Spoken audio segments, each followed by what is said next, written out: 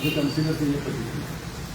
ഒന്നാമത് VS ജോയിയെ സംബന്ധിച്ച് നമുക്ക് എല്ലാവർക്കും അറിയാം, അദ്ദേഹത്തിൽ നിന്ന് കോൺഗ്രസ്സിൽ ഒരു ഗോഡ്ഫാദറില്ല. അദ്ദേഹത്തെ ആ ഒരു പൊസിഷനിലേക്ക് എത്തിച്ചത് ഞാനൊക്കെ മനസ്സിലാക്കുന്ന രാഷ്ട്രീയത്തിൽ നിന്ന് ബഹുമാനപ്പെട്ട ഉമ്മൻചാണ്ടി സാറിൻ്റെ ആശീർവാദവും സഹായവും ഈ പറയുന്ന ജോയിയുടെ വ്യക്തിപരമായ കഴിവുമാണ് അദ്ദേഹത്തെ ആ പൊസിഷനിൽ എത്തിച്ചത്. പക്ഷേ ഈ ഒരു ഘട്ടത്തിൽ ഉമ്മൻചാണ്ടി സാറില്ല.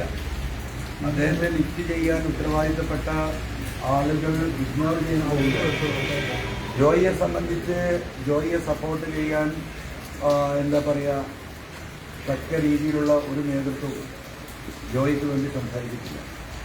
അപ്പം സ്വാഭാവികമായിട്ടും കോൺഗ്രസ്സിൽ നമുക്കറിയാം, ഗോഡ്ഫാദറില്ലാത്തവർ ഓരോ കാലഘട്ടത്തിലും സൈഡ് ലൈൻ ചെയ്ത് പോയിക്കൊണ്ടിരിക്കുകയാണ്.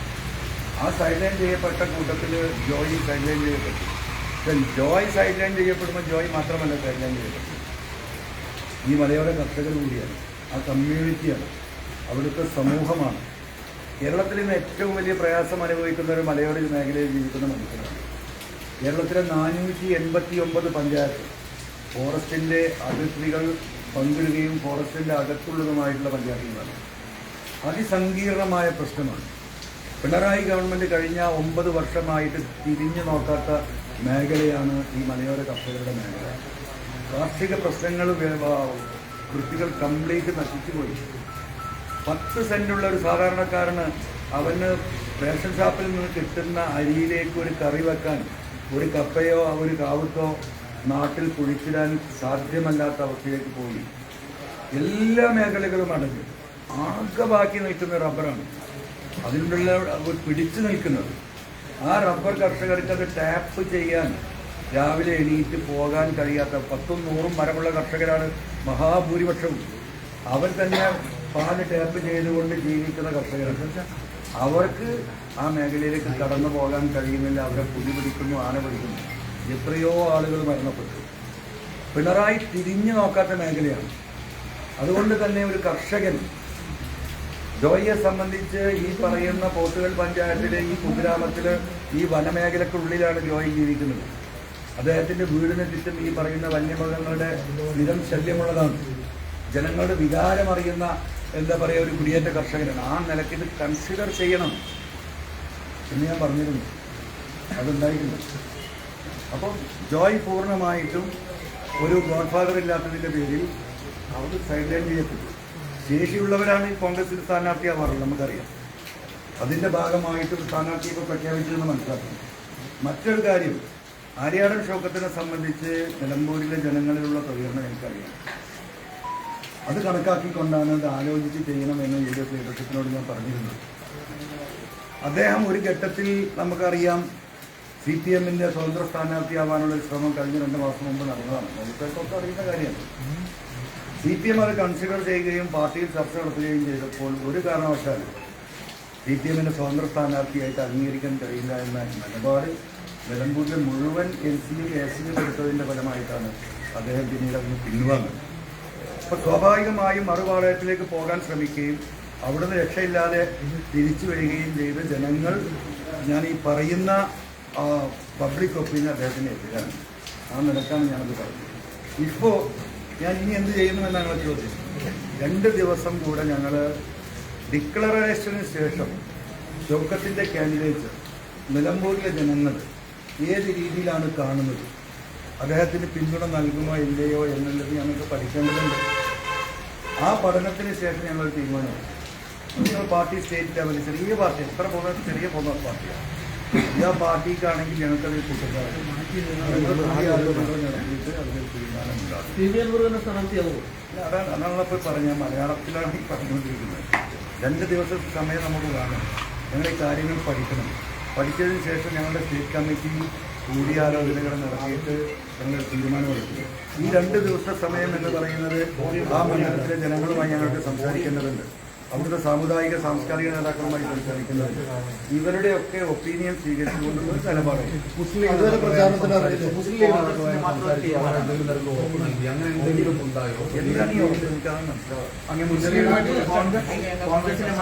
സ്വാഭാവികമല്ലേ.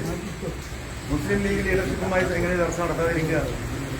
മുസ്ലിം ലീഗ് എന്ന് പറയുന്ന പാർട്ടിയാണ് UDF-ന്റെ നട്ടലായി നിൽക്കുന്നത്. അവർക്ക് കൃത്യമായ പൊളിറ്റിക്കൽ കാൽക്കുലേഷനും എയിമുള്ള പാർട്ടിയാണ്. കൃത്യമായ സംഘടനാ സെറ്റപ്പുണ്ട്. കേരളത്തിലെ രാഷ്ട്രീയത്തെ കൃത്യമായി വിശകലനം ചെയ്യാനുള്ള അതിശക്തമായ ശേഷിയുള്ള ആളാണ് ബഹുമാനപ്പെട്ട കുഞ്ഞാലിക്കുട്ടി സാഹിബ്. അതിനോടൊപ്പം നിൽക്കുന്ന രാഷ്ട്രീയ നിരീക്ഷണം നടത്തുന്ന തങ്ങളാണ് ബഹുമാനപ്പെട്ട സാദിഖ് അലി തങ്ങൾ. അവർക്കൊക്കെ രാഷ്ട്രീയമായിട്ട് ഈ കാര്യങ്ങൾ കണ്ടറിയാൻ അത് ഇപ്പോഴും സംസാരിക്കുന്നുണ്ട്, ഇന്നലെയും സംസാരിച്ചിട്ടുണ്ട്, ഇന്നും സംസാരിക്കുന്നുണ്ട്, നാളെയും സംസാരിക്കും. തീരുമാനത്തിലെത്തുമെന്ന് പറഞ്ഞു. അതുവരെ ചോദിച്ചിട്ടുണ്ട് പ്രചാരണത്തിന് അറിയില്ല.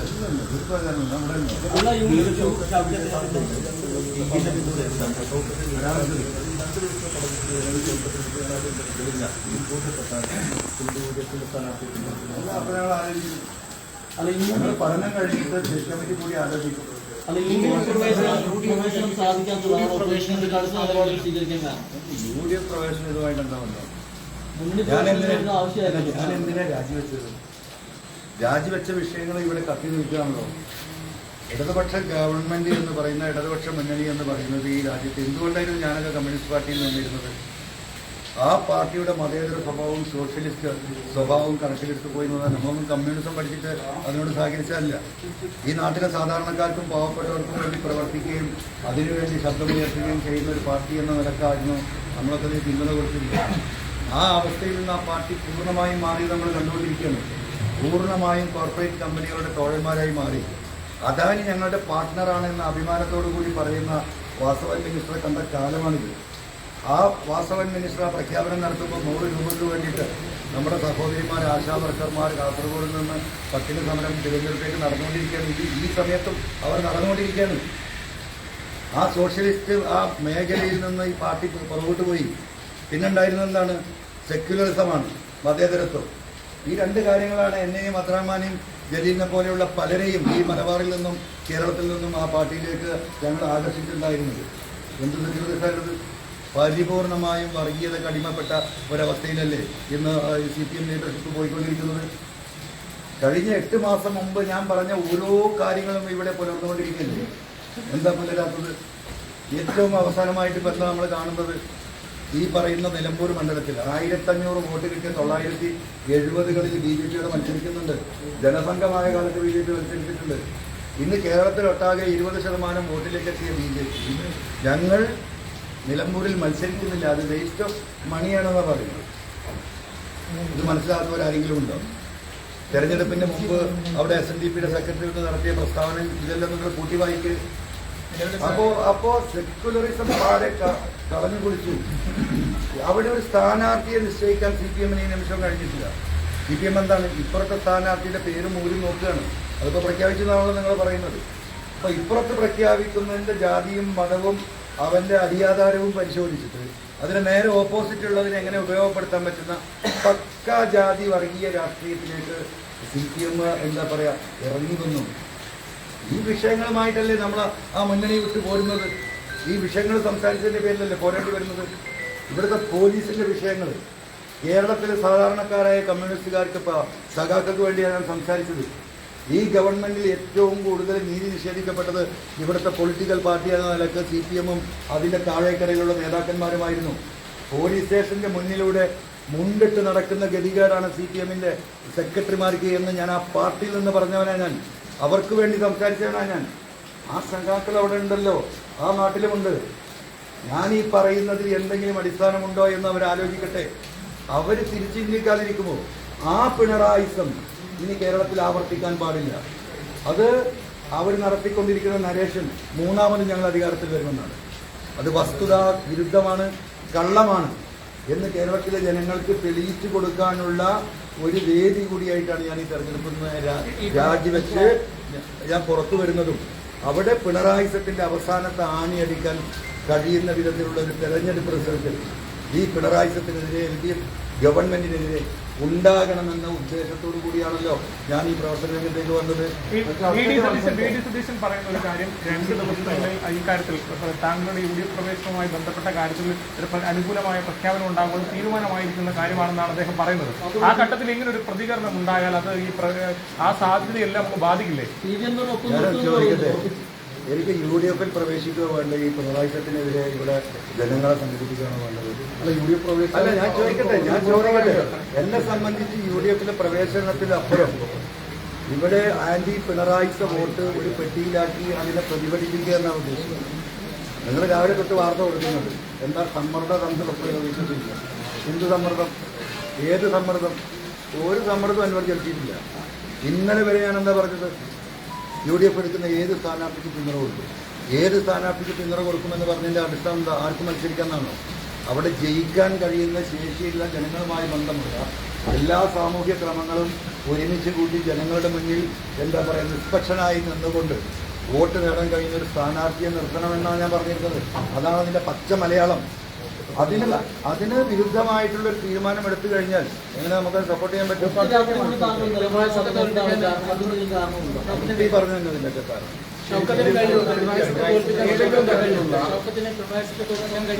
പിണറായിത്തെ എങ്ങനെ തോൽപ്പിക്കാൻ കഴിയാത്ത? നിങ്ങൾ ഷൗക്കത്തിന്റെ ഫേസ്ബുക്ക് ഒന്ന് എടുത്ത് നോക്കൂ. ഈ കഴിഞ്ഞ 2 വർഷക്കാലത്തിനിടയ്ക്ക് CPM-നെതിരെയോ ഈ ഗവൺമെന്റിനെതിരെയോ ഒരു വരി എഴുതിയതായിട്ട് നിങ്ങൾക്ക് കാണാൻ കഴിയുമോ? ഒരു വരി എഴുതിയതായിട്ട് കാണാൻ പറ്റുമോ? ഈ ഗവൺമെന്റിനെതിരെ ഒരു വരി എഴുതിയായിട്ട് കാണാൻ പറ്റുമോ? CPM-ഉമായിട്ട് ഈ ഗവൺമെന്റിനെ എവിടെയെങ്കിലും ഒന്ന് വിമർശിച്ചതായിട്ട് നിങ്ങൾക്ക് കാണാൻ പറ്റുമോ? കാണാൻ പറ്റില്ലല്ലോ. നല്ല സൗഹൃദത്തിലാണ്. ദേശാഭിമാനിയുടെ സാംസ്കാരിക സദസ്സിൽ എന്താ പറയുക കേരളത്തിൽ വിളിക്കപ്പെടുന്ന അവർക്ക് ഇഷ്ടപ്പെട്ട ഒരു എന്താ പറയുക വലതുപക്ഷത്തെ ഒരു ഇടതുപക്ഷവാദിയാണ് അദ്ദേഹം. അങ്ങനെ നിൽക്കുന്ന ഒരാൾ പിണറായിക്കെതിരെ എങ്ങനെ സംസാരിക്കുക? ഈ തെരഞ്ഞെടുപ്പ് ഗോതയിൽ ഒരു വാക്ക് നിങ്ങൾക്ക് കേൾക്കാൻ കഴിയില്ല. വളരെ ഗുരുതരമായ ഒരു ആരോപണം ഈ ഘട്ടത്തിൽ താങ്കൾ ഉന്നയിക്കുന്നുണ്ട്. 3 മാസം മുമ്പ് CPM-ഉമായി ഒരു ചർച്ച നടത്തി അവരുടെ സ്ഥാനാർത്ഥിയാകാൻ തയ്യാറായ മനസ്സോടെ നിന്ന ഒരാളാണ് എന്ന് പറയുന്നുണ്ട്. വളരെ ഗൗരവമായിട്ടുള്ള ആരോപണമാണ്. അപ്പോൾ എന്ത് അടിസ്ഥാനത്തിലാണ്, എന്ത് തെളിവിന്റെ അടിസ്ഥാനത്തിലാണ്? നിലമ്പൂർ പോയ അന്വേഷണം അറിയുന്നു. നിങ്ങൾ ഇവിടെ എങ്ങനെ വീട്ടിൽ നിൽക്കുന്നുണ്ടാണ്. നിലമ്പൂർ പോയാൽ നിങ്ങൾക്കറിയാം. നിങ്ങളാരും അറിഞ്ഞിട്ടില്ല. നിലമ്പൂരിൽ എല്ലാ രാഷ്ട്രീയക്കാർക്കും അറിയാലോ. വയനാട്ടിൽ വെച്ചിട്ടാണ് ചർച്ച നടത്തിയത് പാർട്ടിയുടെ സംസ്ഥാന CPM-ന്റെ സംസ്ഥാന സെക്രട്ടറിയുമായിട്ടാണ് ചർച്ച നടത്തിയത്. ഒറ്റയ്ക്ക് മത്സരിച്ചൊരു പോസിറ്റീവ് റിസൾട്ട് ഉണ്ടായില്ലെങ്കിലേ ഈ പിണറായിക്കെതിരെ പോരാട്ടം വിജയിക്കോ? ഒറ്റയ്ക്ക് മത്സരിച്ചൊരു പോസിറ്റീവ് റിസൾട്ട് ഉണ്ടായില്ലെങ്കിൽ ഈ പറയുന്ന താങ്കളുടെ ആശയം വിജയിക്കും.